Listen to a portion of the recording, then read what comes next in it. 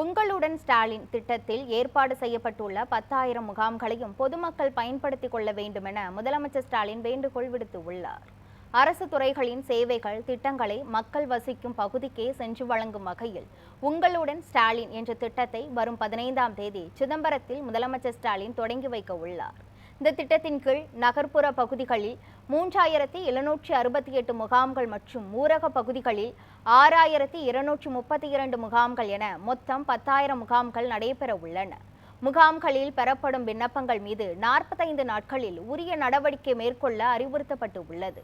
கலைஞர் மகளிர் உரிமை தொகை திட்டத்தில் விடுபட்டவர்களுக்கு உங்களுடன் ஸ்டாலின் முகாம்களில் மட்டுமே விண்ணப்பங்கள் வழங்கப்படும் எனவும் தெரிவிக்கப்பட்டு உள்ளது.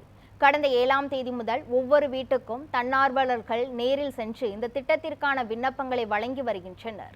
இந்த திட்டத்திற்கு ஏற்பாடு செய்யப்பட்டுள்ள 10,000 முகாம்களையும் பொதுமக்கள் நன்கு பயன்படுத்திக் கொள்ள வேண்டும் என முதலமைச்சர் ஸ்டாலின் வேண்டுகோள் விடுத்துள்ளார்.